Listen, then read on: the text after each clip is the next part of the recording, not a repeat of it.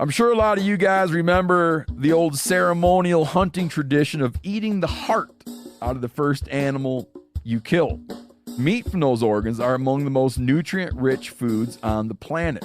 You can get those same benefits your ancestors craved via convenient daily capsules from Heart and Soil. Find out more at heartandsoil.co. And remember, use code MeatEater for 10% off your purchase. Outdoor adventure won't wait for engine problems. Things like hard starts, rough performance, and lost fuel economy are often caused by fuel gum and varnish buildup. Seafoam can help your engine run better and last longer. You simply pour a can into your gas tank. Hunters and anglers rely on Seafoam to keep their engines running the way it should the entire season. So pick up a can of Seafoam today at your local auto parts store or visit seafoamworks.com to learn more. Welcome to the Wired to Hunt podcast, your home for deer hunting news, stories, and strategies. And now, your host, Mark Kenyon. Welcome to the Wired to Hunt podcast. I'm your host, Mark Kenyon, and this is episode number 102. Today on the show, Dan and I are answering deer hunting questions that you, the listeners, have emailed in.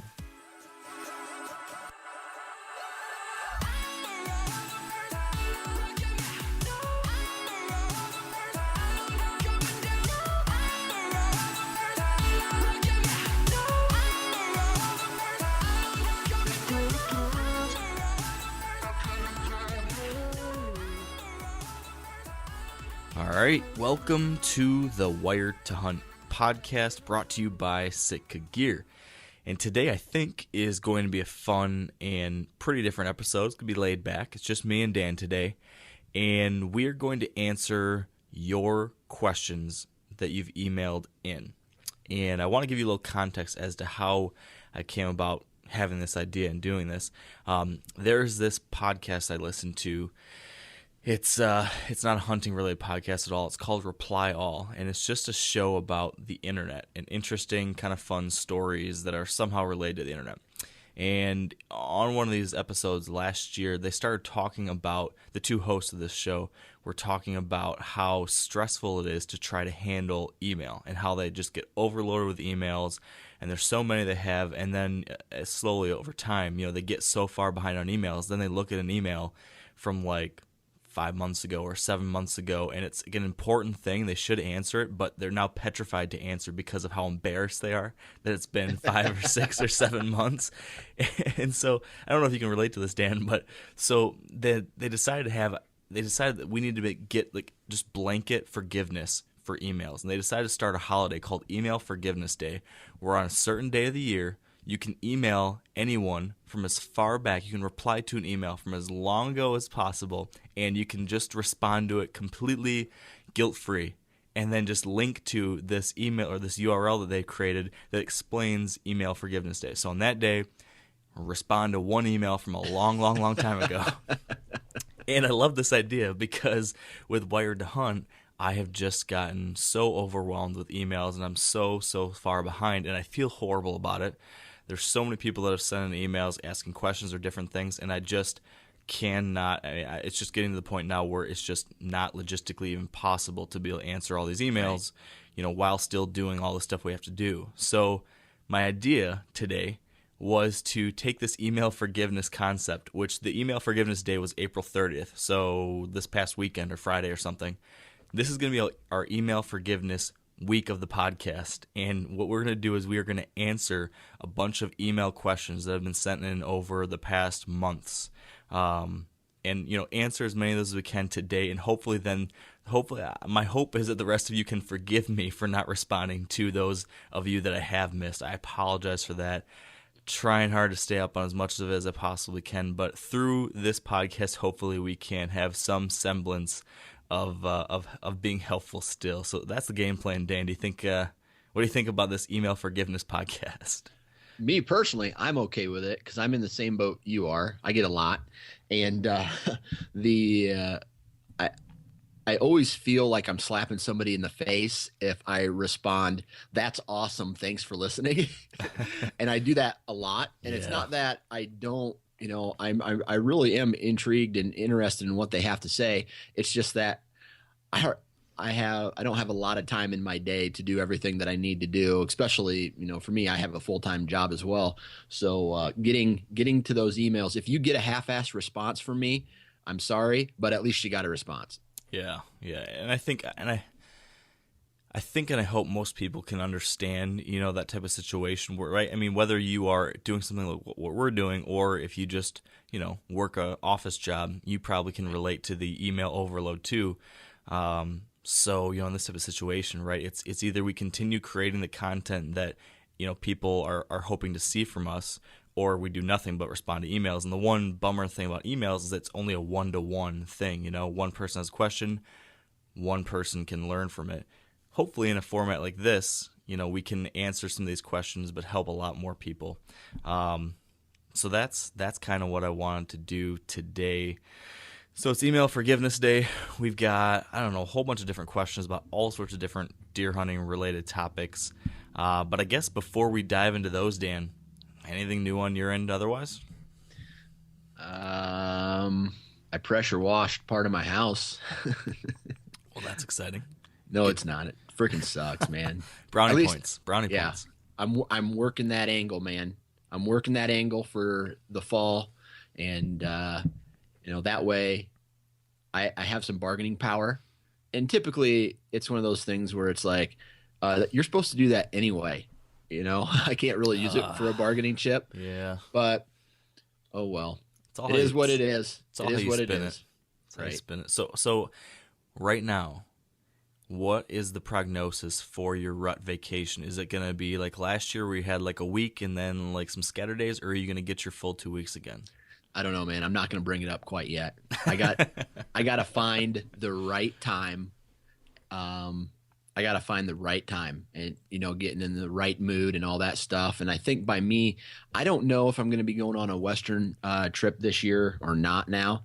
So if I do go on the Western trip, then it's probably going to look poorly for a two-week rut vacation. But if I do go, or if I don't go on the rut or on the Western trip, then I think it's a little bit more, I might have some bargaining power there, but both, last year was tough because of the kids and whatnot, but now now that the kids both eat by themselves, they're not both potty trained, but it's a little easier every year it goes on, and I think I don't know, I'll probably get 2 days to hunt. 2 days. Man, we're gonna have a rough go at it when it comes to talking hunting this fall then. I mean, I got my close pieces, Yeah. so that's good.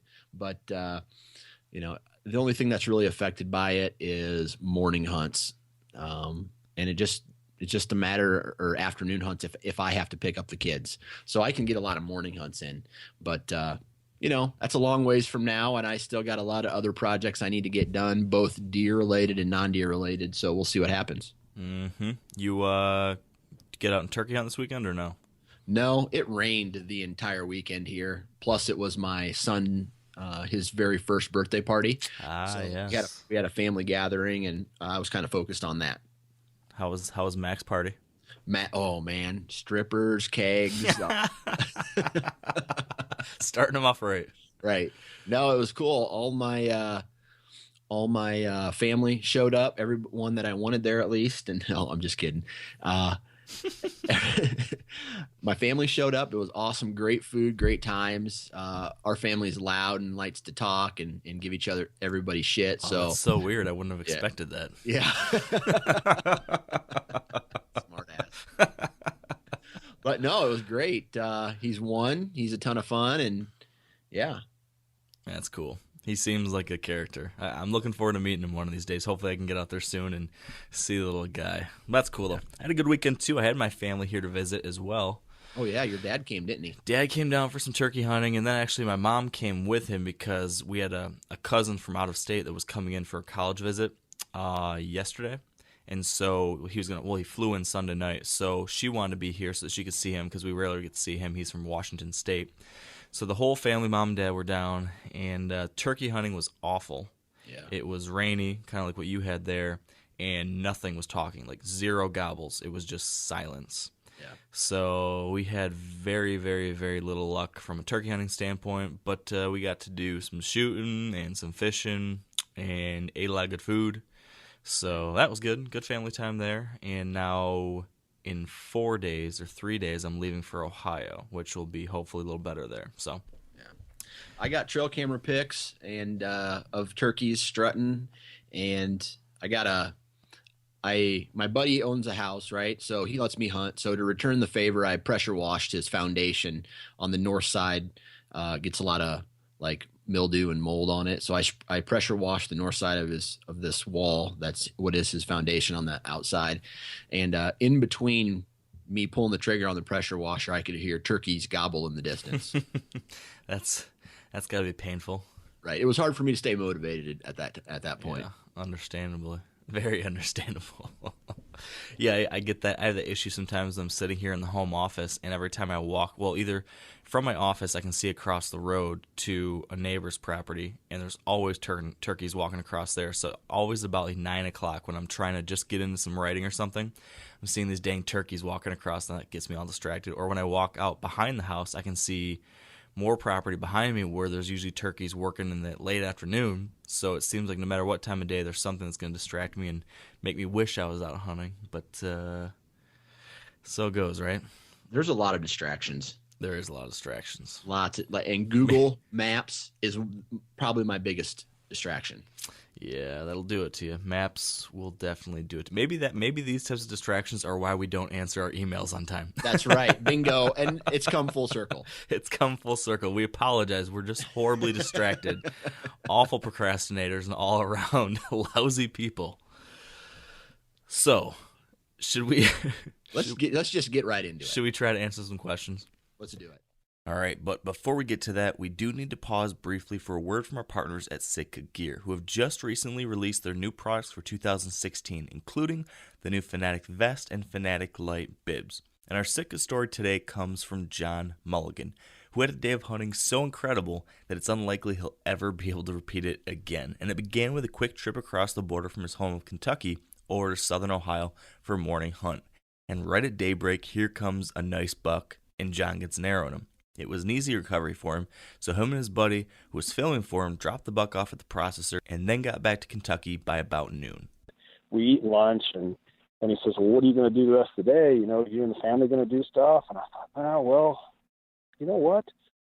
The way the wind is today, this is actually the wind we've been waiting for in Kentucky. I said, let's see if we can get on that buck there. And there was a big deer that I don't know exact scores because I never got my hands on him, but we figure he was somewhere in the 175 to low 180 range.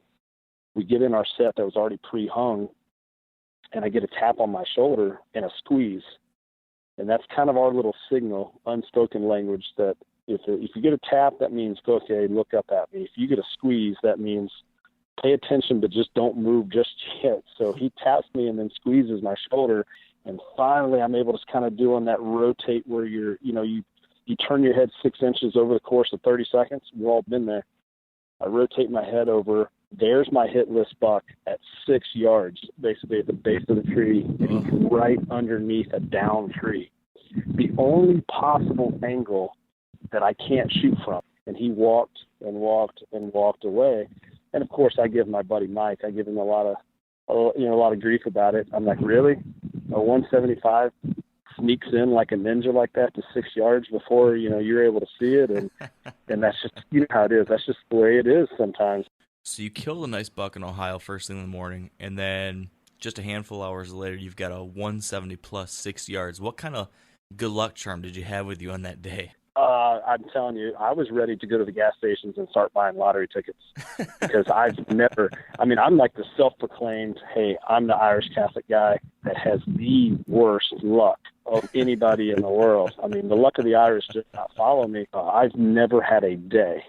Sure, I've had great days where I've had great experiences and killed nice deer, but I've never had a day where I killed a good buck in one state in the morning, and then that very same day, 30 miles away, a different state, and then I got a 175 at the base of my tree. Just a cool day. A cool day indeed. And on this hunt, John was wearing the Sitka Equinox pants and jacket and the Fanatic hoodie. If you'd like to learn more about Sitka, visit sitkagear.com. And now, back to the show. All right, Dan. So I'm thinking, I've got a bunch of questions here listed out, and I didn't include the entire email, but I tried to include enough of the email to make the question relevant. So I'll ask these questions, and then maybe I'll send them to you if you've got a good answer right off the bat or something that's top of mind, and then we can bounce back and forth between us and see where it goes. I don't have too much of an agenda with this, so if we want to talk for 30 minutes on one of these because it's that interesting, we can do that, or if we end up going rapid fire, that's fine. We're just gonna see where this takes us. I'm down for that. Cool. So that's how I perform my best, Mark. Good. No restrictions. No restrictions. That's well, I'm glad this is going to be a high performance day for you, Dan. All right. We're not going to throw last names out. This is just going to be first names. But if you hear a question that sounds like it might be yours and the first name matches up, consider your email answered. Most of this is because you probably can't pronounce people's last names. Yeah, that's true too. So first question comes from Luke. And here's what Luke asked. He said, about 5 years ago, some unknowns trashed my property. They broke stands, stole cameras, and they even took one of my climbers about 30 foot up a tree and shimmied down, leaving the climber up in the tree. He then went on the offensive and plastered no trespassing signs, began building a fence around the property borders, but 2 weeks ago on one of Luke's small food plots of clover, he had yet another camera stolen and a young deer skull was left in this field. So his question is, any suggestions on what I can do or should do to prevent this kind of issue in the future? So dealing with trespassing and people messing with stuff and stealing with things in your property, how would you recommend someone deal with that, Dan? Well, you got two ways to look at this, right? So one is, let's say it's your property. I would get very serious about it, and I would call the DNR. I would call the sheriff. I would, tell them what happened. Let everybody know on the properties that border that property. Hey, I had this happen. Have you had anything like this happen? Have you seen anything like that? Anything strange or funny or out of place happen around here? And just get the word out. I had a trail camera stolen one year, and I called the sheriff. I called the DNR. I contacted every landowner almost within a mile of where my trail camera was at, and asked them, knocked on doors, asked them if they've seen anything suspicious. I went to the Mount Pleasant, my local newspaper, and asked if I could put an ad in the paper about stolen trail cameras, information wanted, and posted stuff on local Facebook pages. And it worked. I walked back into the timber one day, and my trail cameras were at the bottom of a tree. Wow. that they were on. They weren't back in the tree, but they were at the bottom in a pile. So there's that way to look at it. And if it happened 5 years ago and then there was no issues for 4 years and then it happened again, you got another trail camera stolen. In some places, that's pretty good odds. And right. you definitely run the risk anytime you leave anything out in the timber, even though you may be the only person to have permission to it, you run the risk of stuff getting stolen or tampered with. So that's kind of a risk you're willing to take, and you have to ask yourself, how much risk are you willing to take? And then, those are two things that I would really consider. Yeah, I like a lot of what you said there. Man, you are hardcore when it comes to getting those trail cameras back. That was serious. I mean, a trail camera costs $300, man. That's like 2-3 days of work for me. Yeah, well, I guess you put the time in and got it back. So that's awesome. I love it. Now, not all of them have been returned, but that particular instance they were. So yeah, I think that's a great example though of what to do, and I think that ties in perfectly with one of my big pieces of advice would just be that you have to set a precedent. You have to show that trespassing and these types of things are not going to be tolerated, and that you will enforce it or make sure that the law enforcement does. So I think the biggest mistake people will make is to tolerate this kind of thing and not do anything about it just because you're lazy or just because you think, well, something's probably not going to come of it. Even if I do go talk to the DNR or the police officer, even if I do put up signs, that's probably still going to happen. So I'm just gonna deal with it. I think that's the biggest mistake, because I think as soon as people realize that there's no ramifications for doing things like that, then they're just going to keep doing it, and word will spread locally that, oh, so and so doesn't, they have no idea if you're trespassing. You can cross there, no one will ever care. Right. So I think, now that you're having some issues again, definitely I would go on the offensive again. Make sure that no trespassing signs are up everywhere. Make sure that you follow up with authorities if you have other issues with cameras being stolen or things like that happening. And then to your point, Dan, I love the idea of just locally talking to a lot of people, just like making it known that you're trying to figure out what happened and that you're not going to deal with this. I think that's probably one of the best things you can do, because like what happened in your case, word got around. This guy probably got a little worried and decided he better, take care of this. So, and on the same time, you have to be on the same page. If it's not your property, you have to be on the same page as the landowner. The landowner has to want to catch trespassers and thieves as much as you do. So if you report a stolen tree stand or a trail camera to the landowner and they're kind of like oh, well, it's not bothering me, then you cannot leave that stuff out on their property, or you need to go find a different hunting property. Yeah, and to that point, I think my other piece of advice would be that once you've done all these things to try to prevent it and to try to enforce it, then you have to take security measures in by locking up your cameras, locking up your tree stands. That sucks that you have to do that, but if you're finding that you're having these issues, you need to make it as difficult as possible for someone to to get away with that kind of thing. So, like, for example, in my Southern Ohio property, whenever I went there for shed hunting in February, I found that 2 of my cameras had the SD cards stolen out of them. And to that point, we never had any issues with our tree stands, with trail cameras, no trespassing issues that we could tell of. So we felt pretty comfortable with the situation, and we hadn't been locking things up. But now that we've had this, now I'm going to go ahead and I'm going to be locking all my trail cameras. And I'm also going to be putting cameras up throughout the property that aren't even aimed at deer level, but up in the trees, aimed down to catch trespassers if this type of thing happens again.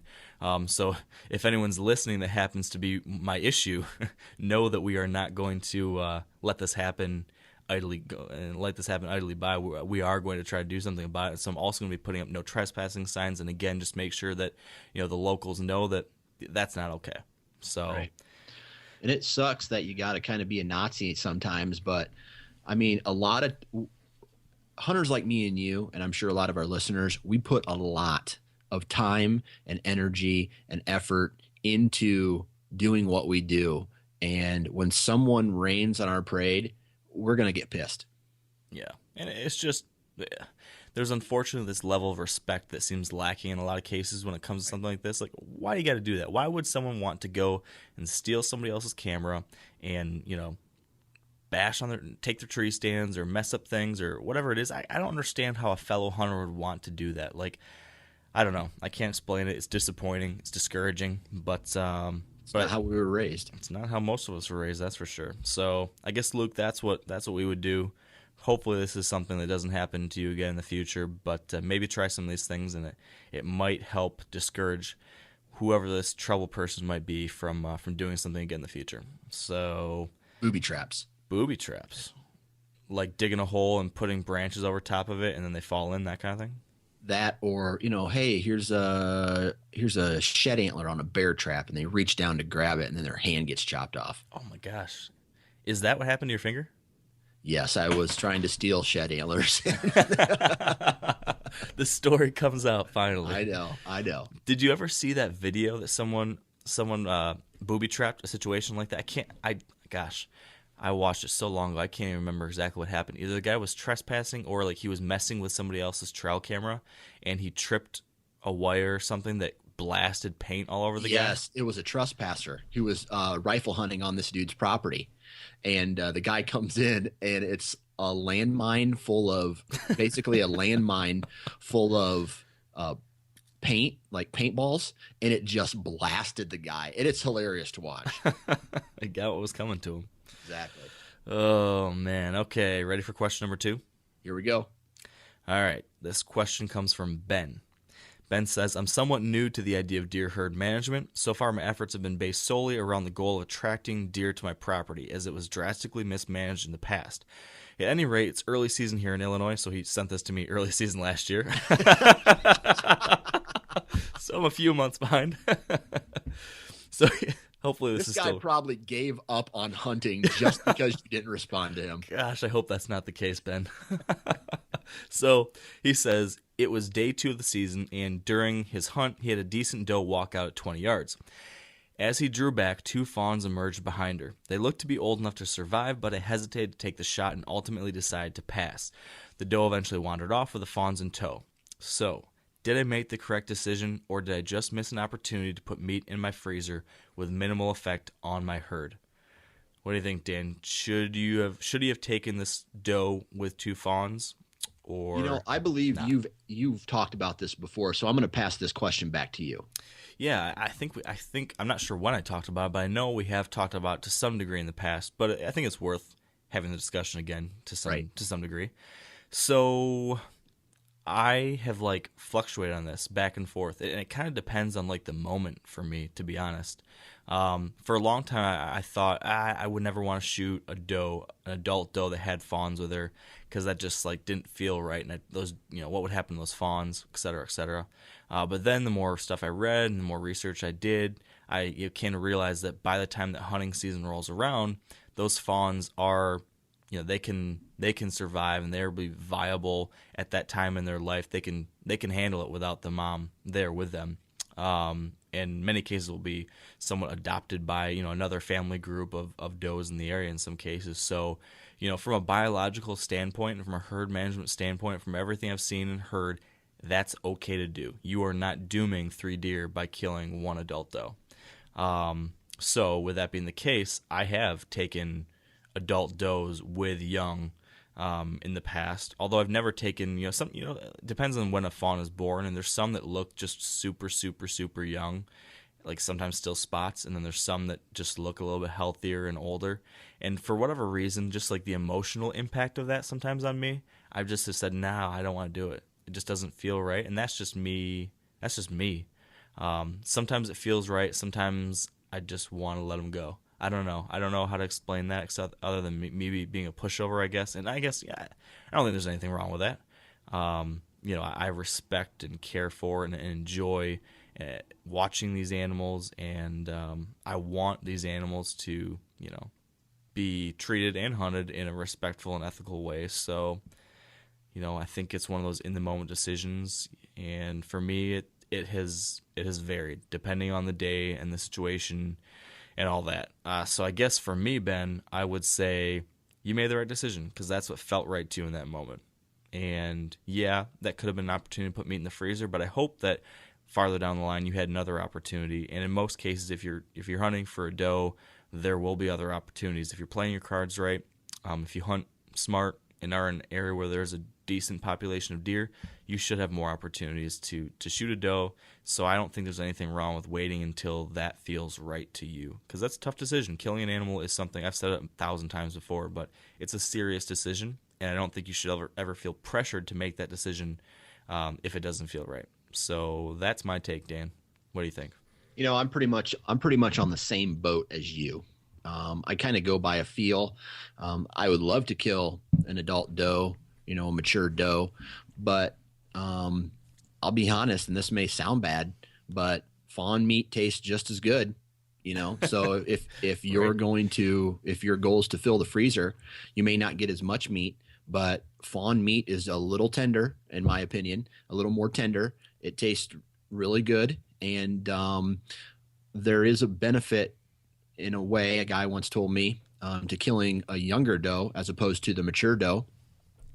The mature doe will go into heat first, and if you can pattern a mature doe, then you also can pattern potentially the first buck to come in through, late October, when they start trying to meet up with the first mature doe in the area. That's something to think about as well. So I know a guy who he doesn't like to kill the mature does. He likes to kill the younger deer Granted, in order to get mature, you got to get young. But as far as does are concerned, he'll kill a yearling or a 1 or 2 year old doe, and that's where he gets most of his meat from. So just something else to think about. Yeah, interesting. I'll throw another devil's advocate perspective on that. One other way to think about it is that the fewer. So a lot of people say if you got the does, you'll have the bucks during the rut, and that's true to a degree. But also, too much of a good thing can be a bad thing, in that if you have a huge number of does that are of breeding age and viability, if there's a huge number of does, there's not a lot of competition for bucks, in that it's very easy for a buck during the rut to find a doe that's ready to breed. And because of that, the visible rutting activity that you'll see during the hunting season could be less. It could be less intense. It could be less visible daylight activity, because those bucks don't need to be moving as much, traveling as far, and as active to find a doe. So to have a more intense rut, you're going to be in a better situation if you've got a more controlled doe herd that's more in line versus an out of control, really, really high doe herd. So one of the things that I've tried to do more recently is try to do some of my doe hunting earlier in the season, and I personally have been targeting more mature does, or at least of breeding age does, because then that reduces the number of potential does for a buck to hook up with, which might lead to a slightly more intense rut, which hopefully would result in better opportunities from a hunting success standpoint for a buck in the future. Right. So that's one thing to consider. Not that there's a right or wrong answer there, but that's one other perspective on it. And the one other thing I would say that I do believe is true, that I've read from studies and everything like that, and just makes biological sense, that if you are trying to control a doe herd, so if you've got a population that is overpopulated with deer, the best way to do that is to be harvesting your older does, because they are the does that have the greatest chance of having twins. Yep. So if you're killing older deer, that's a better chance that you're going to have a larger impact from a herd standpoint versus killing a younger deer, which more likely that first year might only have one. So one thing to think about, depending on what your herd situation is, if you're really trying to control it, you might want to target older deer. If you're just trying to keep it stable or grow it, but you still want to kill a doe, maybe that is the right call to kill the younger does. So a couple things to think about on that standpoint.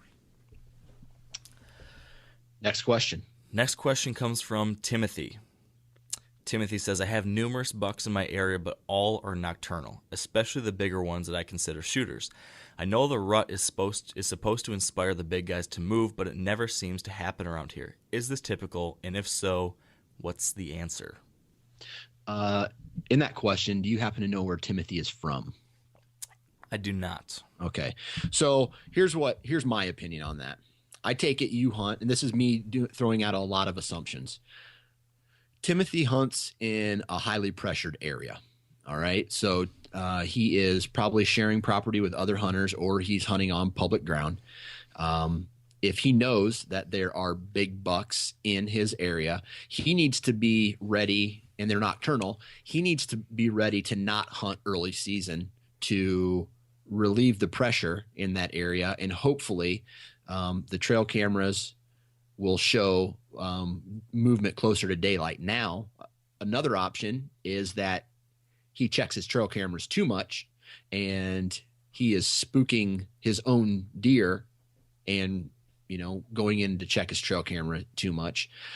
So those are two things that I can think of right off the top of my head. The other is from an access point, he needs to be putting his trail cameras, and this is only if he has good access, finding stand locations closer to potentially where they're bedding.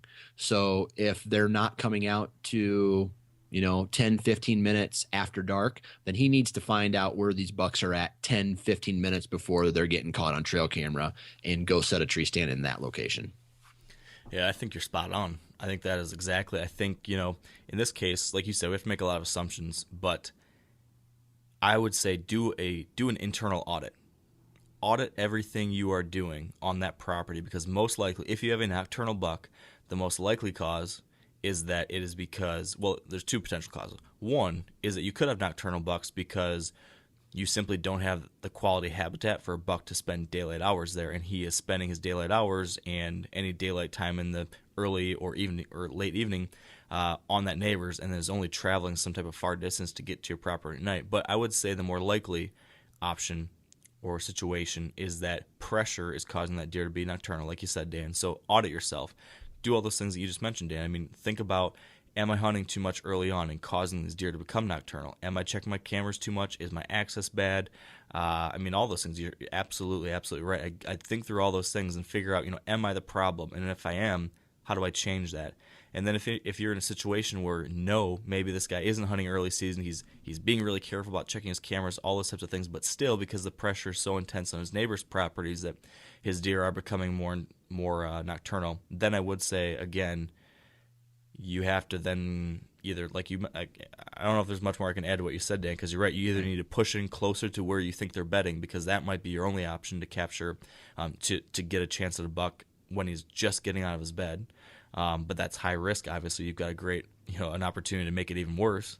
Or wait till the rut when, yes, there is going to be a better chance that they'll make a mistake. So I think in that case, I would probably, if it was super intense situation, lots of hunting pressure, I wouldn't hunt at all until peak of the rut and I got good weather, and I plan on, try to keep the pressure as absolutely low as possible until the timing is great, and then go in there and really hope that all those factors finally going in my favor, plus having not pressured these deer at all, will give me that little bit of hope and a little bit of opportunity there. You might be able to take advantage of it.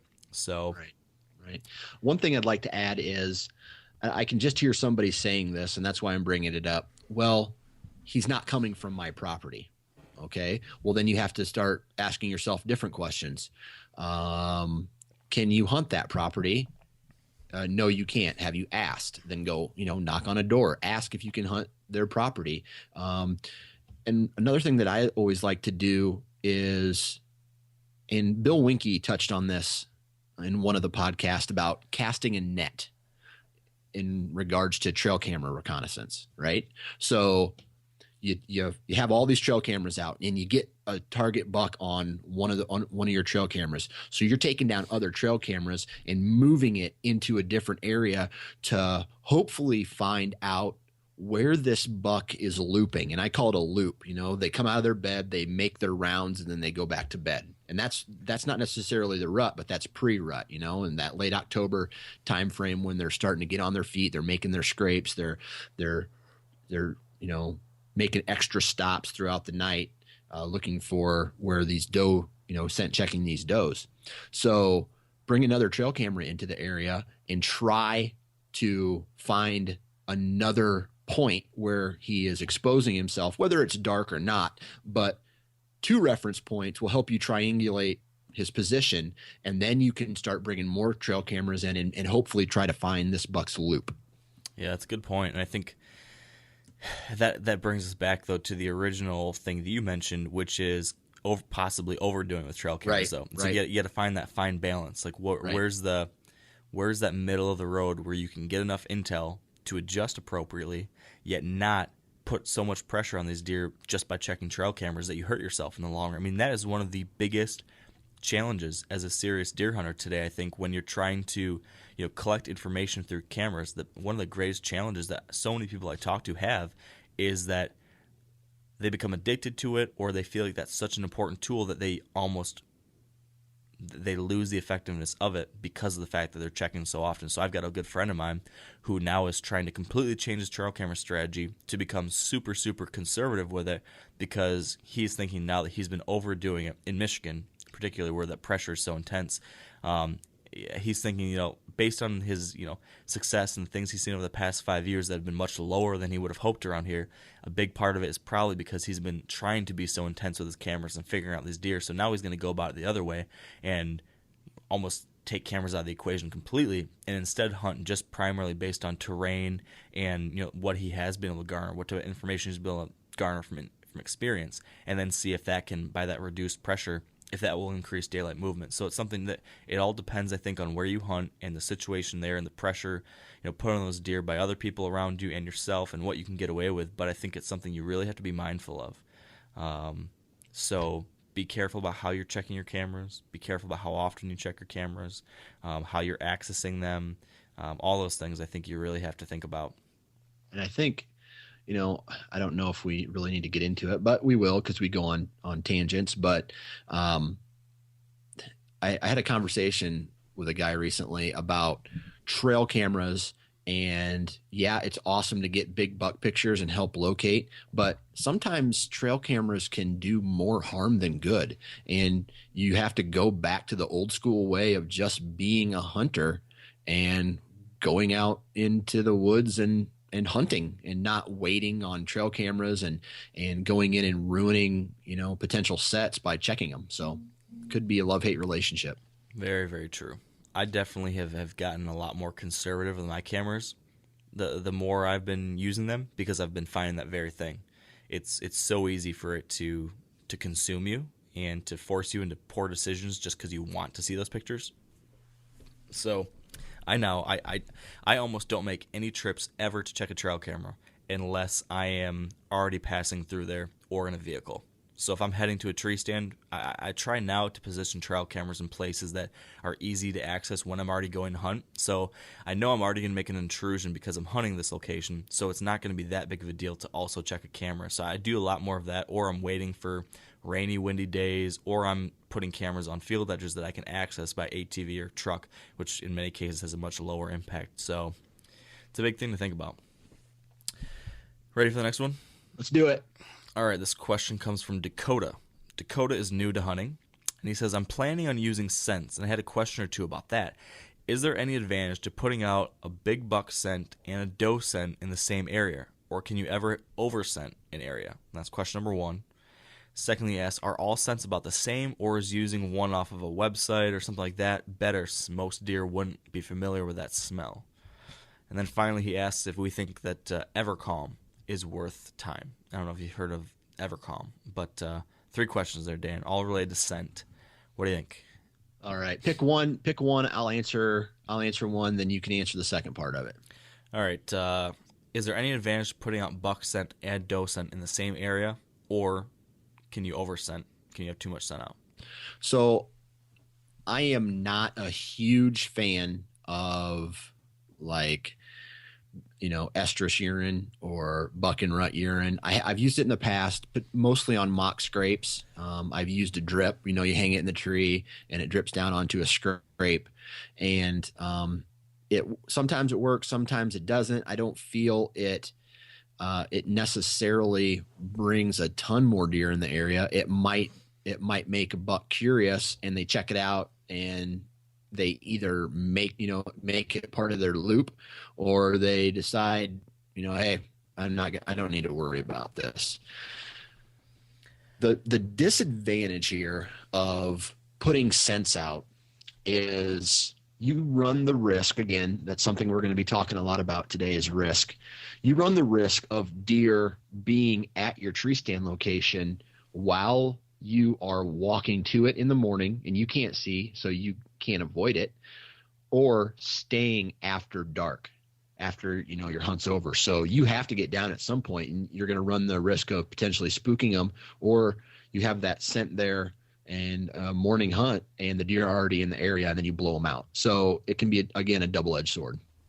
Yeah, and I think, I guess that perspective that you have there right there probably would apply to all 3 questions, right? In a way, yeah. I mean, I kind of feel the same way. I'm not a big guy when it comes to attractant scents or anything like that. I've always been just of the mind that it's better to try to eliminate as much odor as possible, and not fuss too much about trying to add in other attractants. I would rather just know where deer want to be naturally and try to position myself there in a scent-free as possible way. That's been my way to go about it, and it's worked all right. I have definitely tested a lot of these scents in the past, and just it has not compelled me enough to want to continue doing it. Not saying it can't work, not saying that they don't work. I'm sure there are some types of situations where they do, but I think there might be some of it that's a little bit of that marketing magic that makes us think that this little product will change our hopes and dreams and give us that big giant buck, and I'm not sure that's always the case either. So it's a tool, but I don't know if it's necessarily the cure-all, and it's a tool that I just personally have not put a whole lot of faith in. And well, let's look at it this way. You put a Chinese restaurant on a corner, if I'm not in the mood for Chinese restaurant, I'm not going to stop there. It's kind of the same way. I don't know why I said that. I'm sorry. but You're making me hungry. I know. But scents are, in my opinion, kind of mood driven. So if a buck smells an estrus doe and he's not in the mood to breed, then he's not going to come into your area.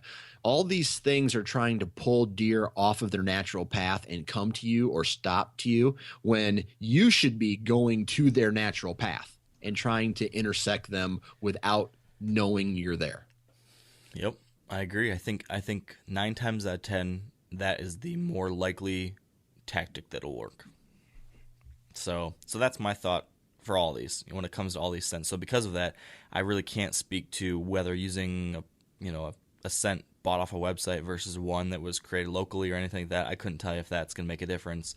I've never used Evercalm, so I personally can't speak to that. The only scent stuff that you and me, at least that I use, is Ozonics, Nose Jammer, and scent eliminating spray, which all those 3 things are used to just eliminate or mask my own scent in some way. So Right. That's what I use. That's what we do.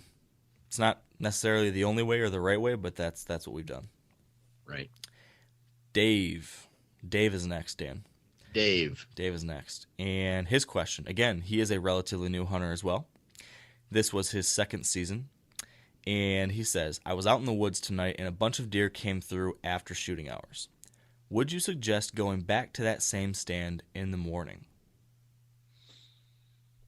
Man, there's so many questions that I have to ask right now that, I wish he was here. We're going to have to do some assumptions here as well. But right. Go for it.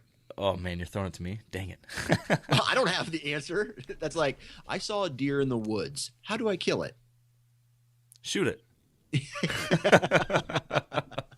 Okay, so would I suggest going back to the same stand in the morning? Well, it's going to depend on a whole lot of different things, but let's kind of flesh this out, kind of put together a hypothetical situation, and then we can debate that more detailed hypothetical. So let's say if he's a new hunter, maybe he's just targeting does or young bucks. So let's go with that assumption.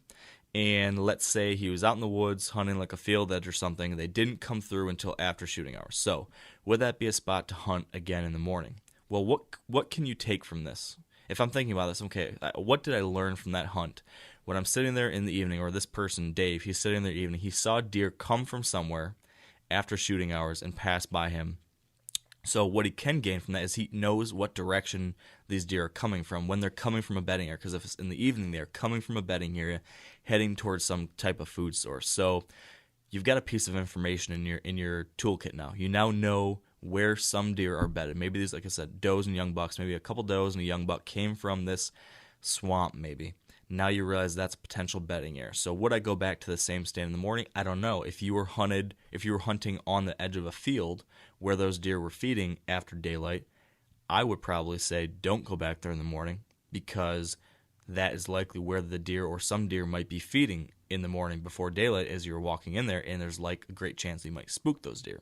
So the better decision might be, now that you learned where a bedding area is, look back at how might I be able to access that bedding area from a different direction and hunt within it. If you wanted to get there in the morning, you want to be where the deer are heading. You don't want to be where the deer are right when you're walking in. So let's say you now know that swamp is where there seem to be some does bedded. Think about how you can get there without spooking deer in that field and set up a tree stand in that swamp for your next morning hunt, and you might be able to catch those does or that young buck coming back to it that next time. Maybe that's a couple days later or whatever it is, but take that information and utilize it for a future hunt, but not necessarily going back right to that same stand in the morning.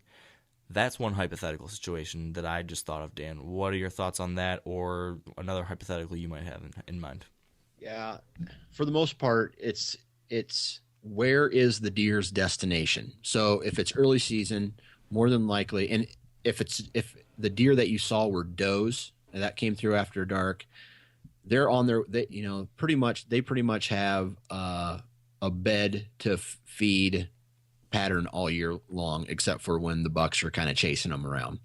But you have to know that if you're access route to your tree stand is the destination, then you should avoid that access route, try to find another one, or not hunt that particular stand. That's my 2 cents. Yeah. Now I will add, let's look at a different situation.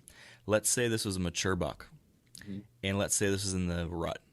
And so this buck came out after shooting hours, but let's say it's close to it, and you saw him come out of this place, and let's say you're not on a field. Let's say you're back in kind of a travel corridor, and you saw this buck moving through, traveling to some other place, but not necessarily, this isn't the destination where you're at. Now you know that there's a mature buck in the area, and yeah, it was after shooting hours, but there was a mature buck in the area, and maybe he was on a doe, locked on a doe. In that type of situation, I might be more apt to go back in there in the morning if I can access it again without spooking deer, because at that time of year, if you find a hot doe with a buck locked on her, there's a great chance that they're going to be in that general area for a bit of time. So if you're in a travel corridor or close to a bedding area and you think you can get in there without spooking deer, then that is a situation where I would say get back in there and stick to it until you've given that area some decent time, because there's a great chance at that type of situation they might circle back, or they might be in that general area for the next 24 hours or however long, and then you might have an opportunity to call one in or see them coming back through the same spot. So I think it all depends on the circumstances, but I think to your point, Dan, and to what I mentioned earlier, you got to think about your access, you got to think about where's the destination, and when are they coming through either one of these different spots, and how does that all factor into how do you get in and out of a stand, and then what is the reason you're hunting that stand at that time of day. So if it's a field edge hunt for a morning sit, lots of times the deer are going to be, at least in many cases, are going to be back in the cover before daylight anyways, so that's not going to be a great spot to be anyway. So a lot of things to think about, and of course as a relatively new hunter, that's something that you haven't necessarily had the experience to think of all these different hypotheticals, but hopefully this kind of lays out a few of those things to think about. What's the next question, Dan? I don't have the piece of paper. Can you think of a random do you have any questions? Have you emailed me any questions that I haven't answered? Yeah, why hasn't money been deposited in my account? Yeah, that comes down to performance on the job, Dan. I knew it. Poor performance. Oh man, I'm not gonna make any jokes about that. I'm just gonna move on. We got another question from Nick. Nick says that his first question is, what's our opinion on flashlights when entering or exiting your stand in the dark? Do you use a bright flashlight, dim flashlight, different colored light, or no light at all? That's our first question from Nick. Flashlights. What do you do, Dan?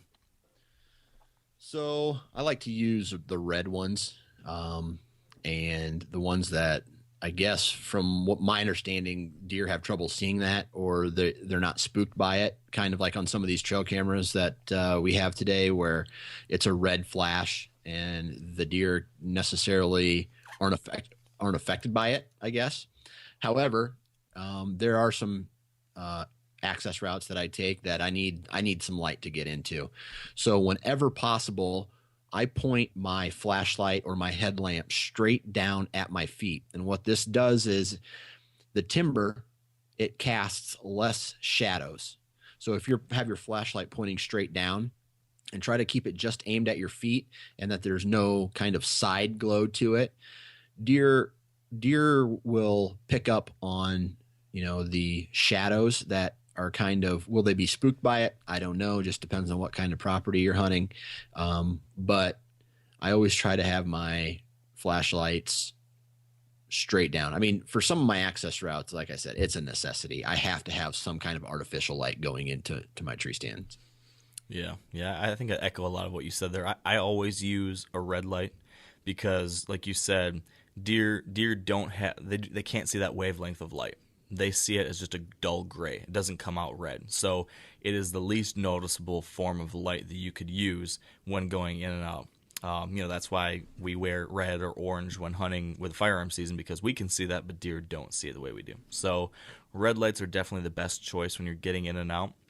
But to your point, it needs to be bright enough that you can actually, see. So I've had issues with, I've tried a number of different headlamps, and they're all like just the red the red filter on it dims the light so much it makes it tough to utilize. So Right. I've just had to try a lot of different headlamps to try to find one that's actually bright. Some are really great, some are not. I would say if you are in the market, really pay attention to that and get the highest lumen rated headlamp you can get with a red light. I think that's pretty important. So that's my take on it. Nick had a second question, though, for us, Dan. Okay. It's about nose jammer. Nose jammer. He says he used it last year and it worked well, but is it possible to overuse it? If you apply it to yourself in your stand every single hunting sit, do you think the deer will begin to associate it with hunters or danger, especially if other hunters in your camp are using it? This is something I thought about, and I don't know if I definitely don't have an official answer on it, but I know you've interviewed the founder of Nose Jammer, is that right? Yeah, I actually interviewed the guy who came up with the product, and if you want to check that out, you can go to the podcast and check that out. But from my understanding, it's you're going to have to, I'm not going to try to quote anything, so just go listen to it. But I use it. I've seen great success with it. And as far as overusing it, you can't, according to the guy, you can't overuse it. If they start to associate that with danger, I don't think they're going to, but I've used it now for 3 years, and I've definitely seen better success with deer coming from my access point. So all I can say is that I've used it and I believe it works. Yeah. I can't speak to, whether or not that could happen. I don't know the science of it, but I mean, I guess if you just think about the fact that, here's a stimulus. The stimulus would be a scent, or in this case, it's kind of like the ability to not be able to smell. So I think it maybe depends on what's the actual physiological reaction for deer. So, in this case, it's just this overwhelming scent of vanilla, I think, that jams their olfactory system and makes it difficult for them to smell other things. So if that deer has some type of sensation when it catches a whiff of nose jammer, so that's a stimulus. Yep. If that stimulus is consistently associated with a negative stimulus, being, let's say, seeing a hunter then after, or being spooked by a hunter, hypothetically, I think that could happen. They could develop a negative association with that stimulus. Yep. But I think that it is much less likely for that to happen than the reaction that you get when a deer receives the stimulus of human scent, which is something that's ingrained in them for, instinctually from history, knowing that is a dangerous predator for eons, and then that is a reinforced behavior over the course of its entire life as it smells that thing from every single hunter or human that goes in there. He smells it and then sees a human, or is spooked by a human, or its mom gets spooked by a human, or whatever it is. So I think that is one of those things that is reinforced so much more often than could possibly happen in your case with you, or maybe you and your buddy using nose jammer on a handful of hunts, and maybe one of those hunts you spook deer and they associate it. I think it's much, much less likely to happen. Yeah, in the interview, the guy basically used this example. If you've ever walked into a pizza store, like a Pizza Hut or something like that, you open the door and you get this overwhelming smell of pizza, so much so that you don't smell anything else. That's what nose jammer is doing. But what if you walked into a Pizza Hut and you got this overwhelming smell of pizza, and then every time you do that, someone hits you over the head? Or shot your buddy. Right. I mean, then I'd start to be like, holy shit, here comes Pizza Hut. Get me out of here. Yeah, I better start eating more Mexican. So I think it hypothetically they could develop a negative association, but I think I don't know, but you would have to condition them all year round. Yeah, because because that would be so much smaller of a percentage of their situations as they have in a smelling human odor, and how they've been, conditioned to respond in that case. So, interesting question though. It's definitely an interesting hypothetical. To what you said too, I have not seen a negative. I've not seen a change in how deer react to nose jammer yet in my hunting situations, and I've used it for 2 seasons now. Yep. So I haven't seen anything negative yet, but I guess we'll have to continue reporting on that and see if things change or not. I don't know. The only thing that I would consider negative about it is some deer get curious and they want to they follow the scent to your stand. That's true. And then you got deer you don't want to kill around your stand, and that can be a big problem. I have had that so far it hasn't resulted in me getting busted, but it's gotten me panicking pretty bad. I'm like, oh, please don't look up here. Please don't look up here. You know, like in a case where if I'm hunting like a mature buck, if I'm out there buck hunting and a bunch of does come through, like I want you to just please pass through. Don't get spooked. Right. I don't want anything possible to happen that will screw this up. And then they start coming right to your base of your tree stand, and then you start getting nervous. Right. So far it has not nipped me in the butt yet, but that's a good point. It could happen. Interesting stuff, Nick. Thanks for that question. Chris is our next question asker. And this is... I forgot that I included this. Chris says, I believe on one of your podcasts you... You can't even finish it? I can't even finish it. He said... All right, I got to compose myself. He says, I believe on one of your podcasts you mentioned how you have a weird show. You need to settle down. You're a professional, Mark. I know. I'm really going to struggle with this. He says, I believe you mentioned that you have a weird-shaped head.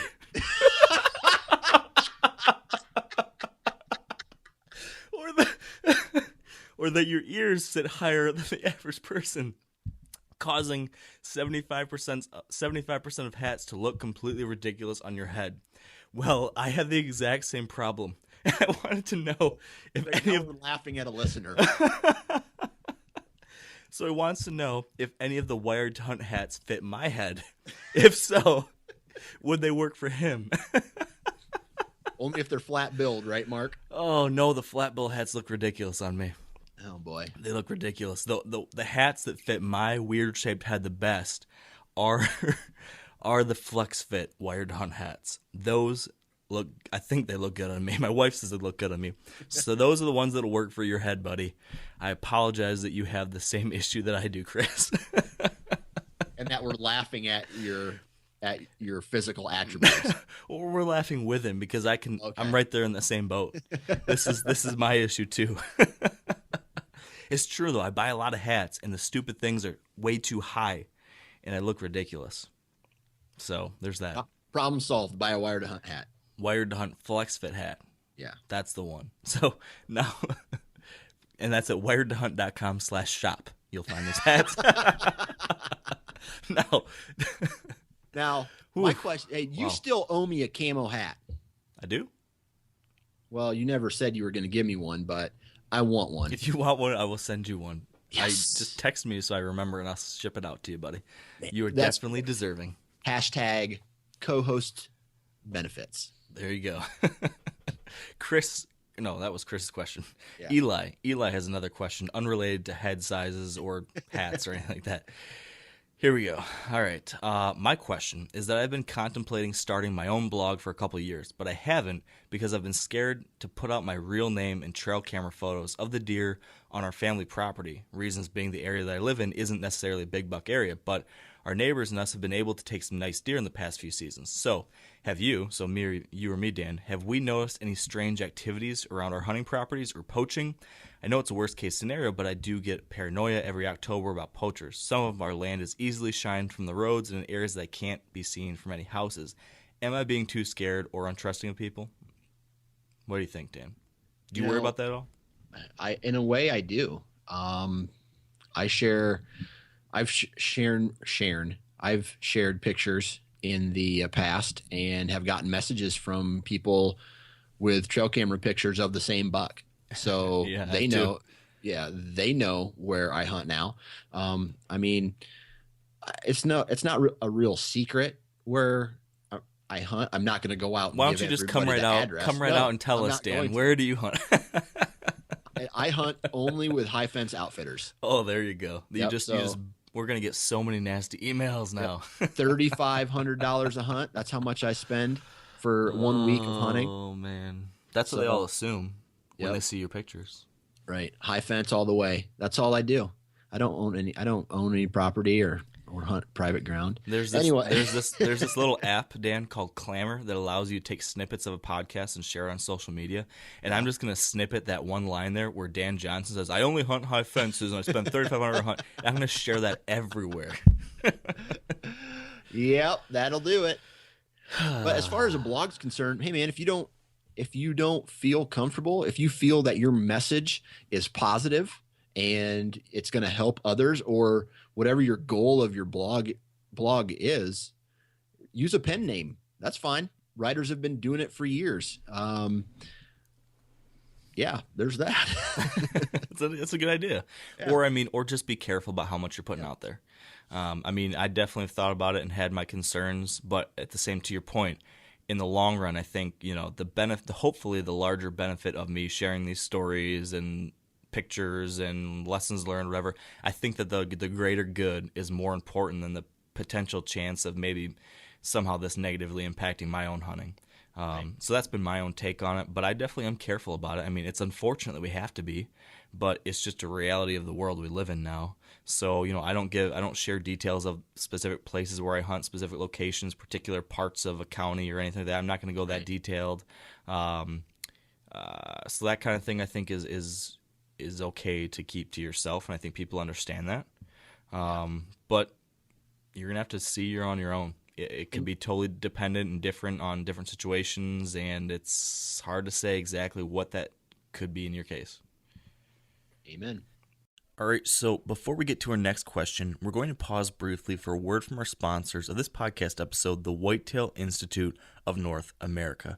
And today, John Cooner from Whitetail Institute is sharing with us some important information about using herbicides to deal with weeds in our food plots, and specifically the importance of understanding the difference between selective and non-selective herbicides. So, if you're a food plotter or want to be someday, listen up. Sure. So, some herbicides like glyphosate, which is the active ingredient in Roundup brand herbicides, and there are also some generics out there and other brand names. You can tell by looking at the label. You always look at the label. It'll tell you what the active ingredient is. If you look down there and it just says glyphosate, that's a very common non-selective herbicide. Non-selective means it doesn't select. Whatever it touches, it's going to damage it or kill it. Selective herbicides, let me back up. The non-selectives, a lot of them, not all of them, are great for helping you prepare a seed bed if you've got a really, really bad fallow site with a lot of weeds in it. There are also other ones that can help depending on what you have, but the wait times are longer, such as 2,4-D, triclopyr. Those can be useful in some cases, but by and large, glyphosate's the only one you need. It's got like a 7-day wait period, and you're good to go. The selective herbicides are not for seedbed prep. They're designed to select certain things and hurt them and not hurt the other ones. So you want to, our Arrest Max and Slay, for instance, are selective herbicides. You can use the Slay is labeled for use in any clover and any alfalfa. You can use the Arrest Max on any of our perennials. But the label will tell you what plants the herbicide won't hurt and what plants it will. And that's what you want to do, is get the right one for that particular forage stand you're trying to maintain. All right. Well, if you'd like to learn more about herbicides or anything else food plot related, visit whitetailinstitute.com. And now, back to our next question. Corey asks a question of me and you. Corey says, I own a 16-acre piece of timber that has some hills and valleys, and it sounds like this 16-acre piece of timber is part of a larger 250-acre woods in southern Illinois. He says he's only been hunting about 6 years or so. I'm still learning and doing lots of trial and error work. My ground is decent, but I've only seen one mature buck on the property and have shot a few does. Only one other person and myself bow hunt the entire 250-acre area, as far as I know. There are some shotgun hunters there during the firearm season. I was wanting to plant a small food plot of some sort on or near an old logging road to try to get more deer into my area. He mentions he's got some good oak trees, some persimmons, and a decent bedding area, but I'm just not seeing the deer activity I think I should be. Any thoughts if a food plot would help my situation or any other kind of habitat improvement? So it sounds like he's got a 16-acre piece of timber as part of a larger 250-acre woods. He's not seeing a lot of mature bucks. Would a food plot or a food source or something like that help? I'll let you go in this direction. Okay, yeah. I have done a little more habitat work. And so I think when you're looking at a property and how can you improve a property, how can you improve the habitat on a property, you want to look at a couple things. And the first thing is looking at, okay, what does my property offer right now? And what does the surrounding area offer right now? So look at the big picture. So on your property, think about, what do deer need? Deer need food, water, cover, and safety from humans, pressure, air, places to get away from human hunting pressure. So if your property is lacking any of those things, that could be one of the reasons why you're not seeing more deer on your property. Or it might be that the property around you has much better options in regards to those 4 factors. So think about that. Try to find where the gap is. So in this case, since you don't have a huge property, you've got only 16 acres to work with, you need to be pretty targeted with what type of improvement you try to add.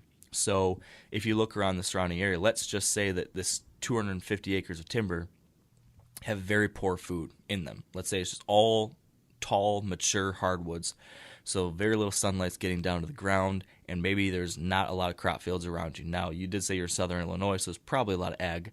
But let's just say in a hypothetical that there's not a ton of great food in that small area because of all this timber. In that case, then yeah, it might make a lot of sense to put in a bunch of, or some type of food plot that's very attractive and different than the food sources around you, because that's that unique factor that you can provide in that area to pull in deer. On the other hand, maybe let's say that all that timber is relatively new timber. There's lots of cuts in the timber, and there's food plots in it from the neighbors, or there's just lots of underbrush and lots of food, and there's tons of ag fields all around you. Maybe food isn't the issue in your area. So let's say that you do this kind of audit, and you see that actually really good cover is the biggest lack, or is the greatest factor that's lacking. In that case, then the smarter thing, I think, in many cases would be to improve the cover on your property and provide that unique thing on your place there. So try to find what's missing around you and provide that on your farm. And I think that is a good starting point for how to make a decision about what kinds of habitat improvements can make the biggest difference. On a place like 16 acres, you might not be able to do everything. So being smart about your 1 habitat improvement or 2 habitat improvements that you can make is, I think, the way to go. Now, that said, it's hard to go wrong with some kind of food plot, so I would just think long and hard about, okay, where are the deer bedded, where are they coming from, trying to relegate as much of your property to deer as possible, because you can very easily overhunt a 16-acre parcel. So I would be careful to try to not overhunt it and be strategic about where you place that food plot so that as much of the property is not impacted when you hunt, and that when you do hunt, you've got a high probability that deer will be moving into that area, checking out that food plot, and giving you a shot. So that's kind of my high-level thought process when thinking through a question like that. A food plot definitely could be helpful, but do that audit first. Right. Anything else you would add to that, Dan? I'm getting ready to start planning my very first food plot this year, and it's going to be probably a half acre, maybe somewhere around there if I had to guess. And it's on a small piece of property. It's 15 acres. And the thing about it is you got to know what you're going to plant, because small food plots mean that, and depending on what kind of deer density you have, they could wipe it out if it's not the right food plot. So, and if food's not the problem, like Mark said, there's other things to do, like make your property a thick, nasty mess, if that's an option for you, and create more bedding. So, yeah. Have you, I can't remember, have you decided, we have talked about it, but I can't remember if we talked about it on air. Have you decided officially what you want to plant in that food plot yet, Dan? I know for sure there's going to be brassicas in it, but I'm not 100% sure what else I'm going to put in there. I might do a little mix, and I think I heard you mention, and everybody else is saying, some kind of oats with brassicas. So they got something for the middle of the season, your mid-October, and then they got something for late season too. Yeah. That is exactly what I really like to use in my area. And when people ask about what to plant for food plots, I think they mentioned it. Grant and Bill mentioned it, and Lee too, I think, in our 100th episode. But I'll echo it again. There's no one size fits all food plot prescription. It's always going to be dependent on your area and your soil and all sorts of different circumstances. But in my circumstances, and it sounds like you've got there too, that type of combination of oats and brassicas really is a dynamite combo for that full season activity. Because like you mentioned, The oats will have them in there in October and November, and then the brassicas will have them there, and then we'll have them in there from November through December or January. One tip I'll give you, Dan. What I like to do when planting those two things is I do not mix them all together. I instead split the food plot in half, and the reason why I do that is because brassicas and most crops in general should not be planted in the same area over and over and over again. With brassicas, I believe the literature says that you should not plant brassicas in the same section more than 3 years in a row. So what you want to do is you want to rotate those crops. So what I do is, even on like a half-acre food plot, I split that half-acre down the middle, plant oats on the left side, brassicas on the right side, and then every year flip-flop them. So I can still plant the same thing in that plot, it's just different sides over and over. So that's one easy way to be able to rotate your crop, but still keep that same great mix of forage in the same area. Right. Makes sense. Yeah. So I'm looking through some of these other questions we have here. I got a question from Charles, and we kind of already spoke to it, but I'm going to, well, let me see here. Well, maybe we can speak to it just a little more. Charles says, my question for you involves using trail cameras to pattern a specific buck. Excuse me. And the frequency in which you check those cameras. I really feel like I could be utilizing my cameras a lot better in season, and I plan on using a tactic similar to what Bill Winke uses, but with a combination of hip boots, rain pants, and scent control to reduce my residual scent when I'm checking my cameras. Any input on location of cameras and check frequency would be appreciated. So we talked about this a little bit, but just in this specific instance, do you want to add anything more when it comes to how we are trying to keep pressure low with our cameras, where we're putting them, how we're checking them, our scent control related to that, or anything else related to that topic, Dan? I mean, all I do is wear rubber boots when I go to check my trail camera, and sometimes I even don't do that. So my frequency on my property, my main hunting property, is about once a month in the summertime. During the season, it just depends on if I'm hunting that weekend or not, or, during the rut, obviously you're checking your trail cameras a little bit more if your goal is to harvest a specific deer.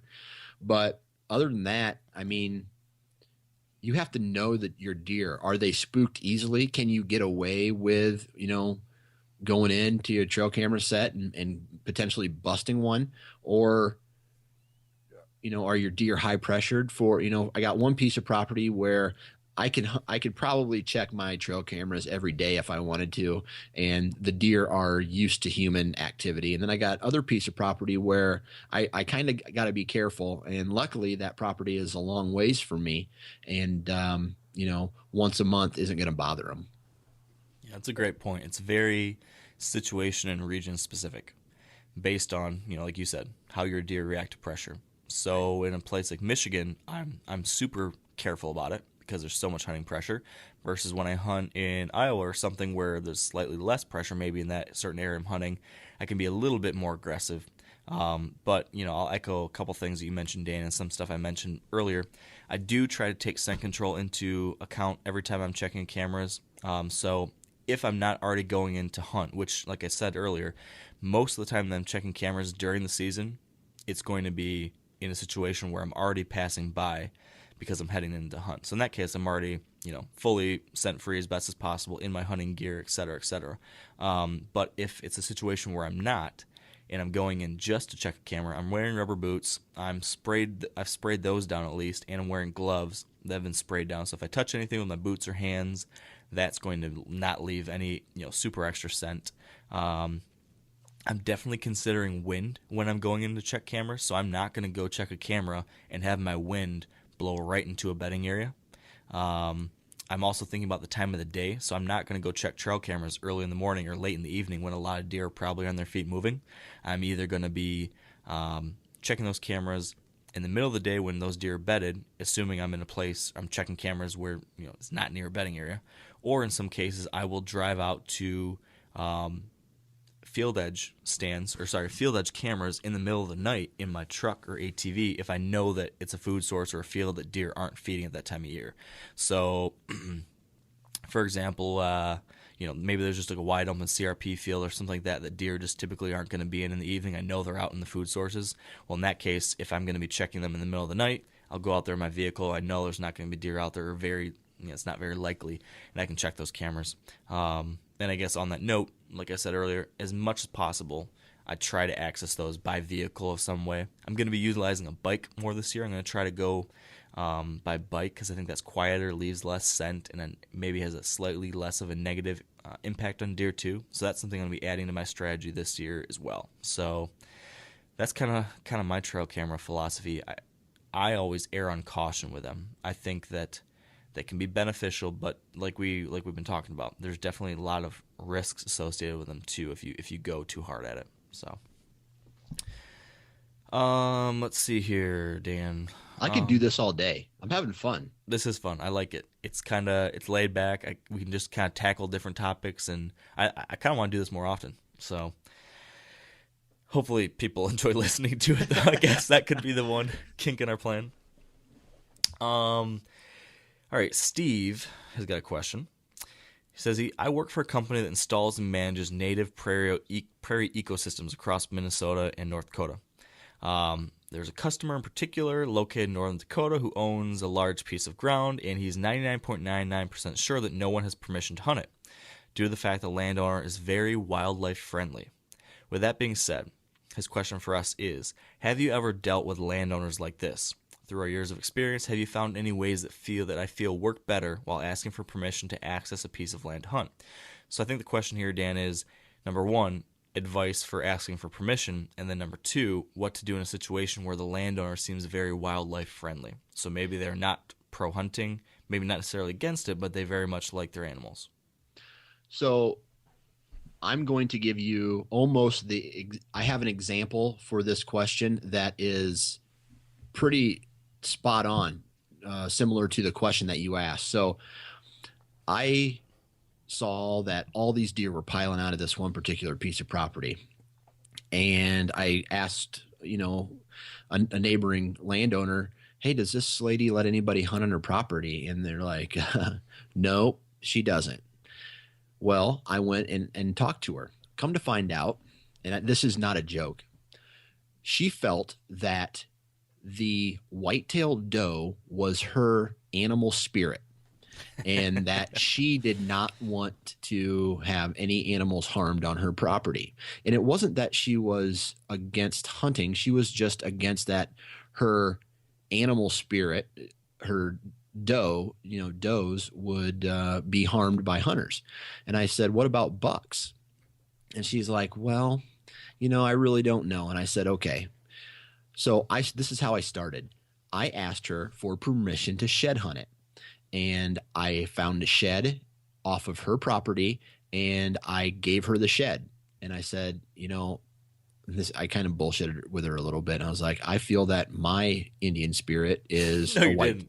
No, this is not a joke. I feel that my Indian spirit, or my animal spirit, is a white-tailed buck. Oh, gosh. And in a way, I kind of do. It's kind of cool, It's like, if you could be any animal, what would you be? Hell, I'd want to be a giant whitetail, right? You would be? I think so. I'd be a wolf, and I would eat you. Yeah, right. My antlers would be so big, I'd just go and I'd puncture your lungs, and you can't. Oh, no. The power of the pack. You would try to puncture my lungs, and my buddy would get you from behind. That's So that is assuming Corey Fall is also a wolf. Right. He'd stab you in the back. Yeah.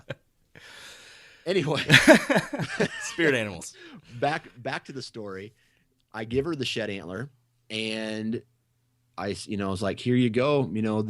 I found this off your property. It has a lot of meaning. You should. And she's like, that is awesome. And she let me hunt it. I only got to hunt it 1 year before she sold it, but I was the only hunter to hunt that property. And that particular year was the year I saw giants come in and out of that property.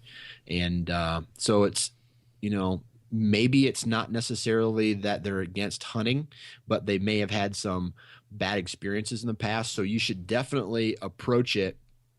And you kind of have to be a salesman, right? You kind of have to tell them what they want to hear. Because I only hunt with a bow, I'm not going to be in there making a lot of noise. I'm stealth. I'm a ninja. I don't know. You're making a low impact. If they're still hardcore, no. Like I have other, places where they're not necessarily nature lovers, but they just don't want anybody on their property. I knocked on every door of every property that bordered that piece of property and would gain access to that property of the deer coming and going off of it. So there's definitely options. Yeah, I'd agree with a lot you said there. I think the most important thing is that you need to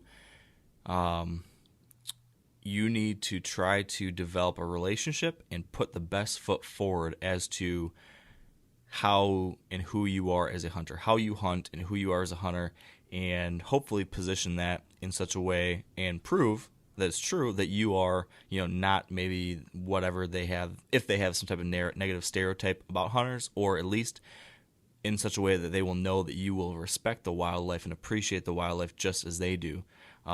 You just go about, interacting with it in a different way.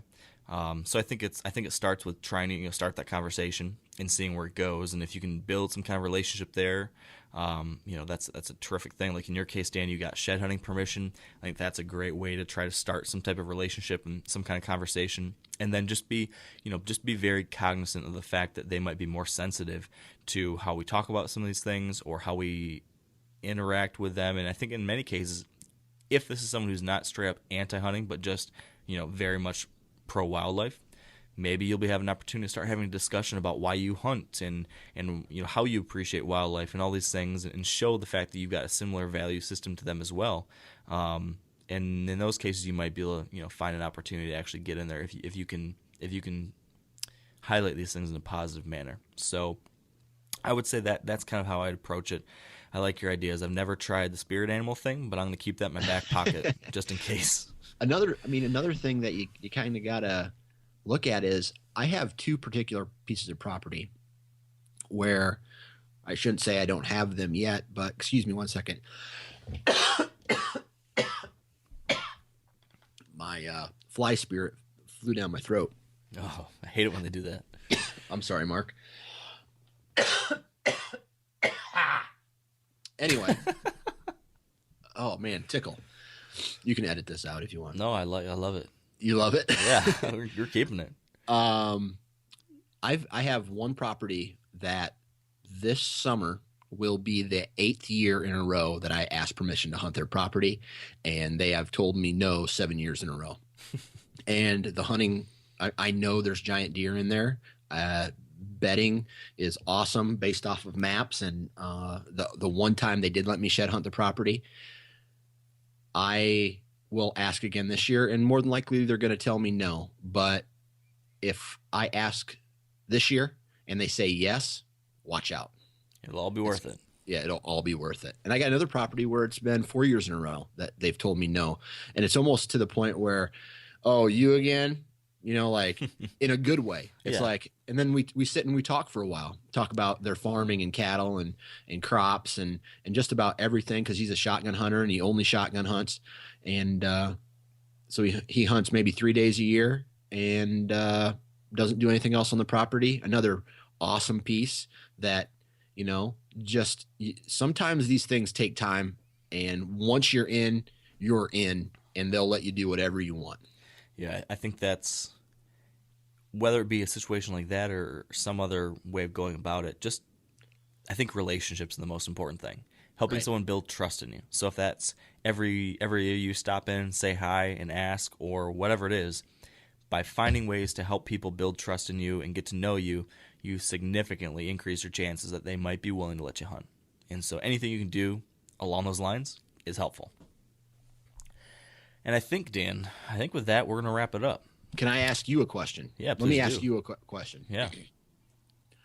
Are you super jacked pumped for this upcoming deer season? Oh, man, I am super jacked pumped, and I'm struggling. Like, I've got, summer/fall-itis. Like, I'm just sick of the spring. I'm sick of the office. I just need to, get outside and do stuff. I'm ready to hunt. I'm ready to fish. I'm ready to just adventure. I just want to load up in my truck and take off and not come back to the desk for months. I already got velvet trail camera pictures, so Nice. I'm super jacked pumped. There's That's awesome. Yeah, I'll be putting up cameras in Ohio this weekend, so that'll get me excited. And every time I go down there, I just get all tingly and worked up because that's just a special place. So that'll be fun. And the one bummer of a thing is that I used to have every year in May, DVDs would come out from like Realtree and Drury Outdoors and stuff, and that was like a little way to get that deer fix in May when hunting season's still so far away. Right. Like me and a bunch of buddies would get pizza and watch the movies and stuff a couple nights, and that was just kind of fun. But Drury's aren't producing DVDs anymore, and I don't know about Realtree and any of these other guys. DVDs are kind of going the way of the past, so I don't know if we're gonna have those. We call them horn porn. I don't know if we're gonna have horn porn nights anymore. Horn porn. Yeah, so we'll have to find some other way to get our kicks, I suppose. But Real porn. No, let's avoid that. Let's avoid that. On this podcast is a PG show. No, it's not. PG-13, I suppose. Okay, I'll agree to that. Yeah. We're family friendly for the most part. Get your kids out hunting. Right. And don't let them listen to Dan too often. Just small doses. Small doses. Any final thoughts, Dan, before we wrap this up? Other than that. No, man. I hope everybody has a great weekend. That's what I want to say. All right. I'm right there with you. And with that, we will wrap this show up. But just a couple quick reminders before we shut it down. First, be sure to check out the 100% Wild podcast that we've just recently launched with Drury Outdoors. We've got 2 episodes out already and another one to come soon. So be sure to subscribe to that ASAP. And if you happen to be doing that over on iTunes, please take a second to give us a rating or review for this podcast as well. It's a huge help. Thank you. And speaking of thanks, we also need to thank our partners who help make this podcast possible. So big thank you to Sitka Gear, Trophy Ridge, Bear Archery, Redneck Blinds, Huntera Maps, Ozonics, Carbon Express, Maven Optics, and the Whitetail Institute of North America. And finally, thank you all for joining us. I appreciate your time, and I hope we got to answer a few of your questions today. And until next time, stay wired to hunt.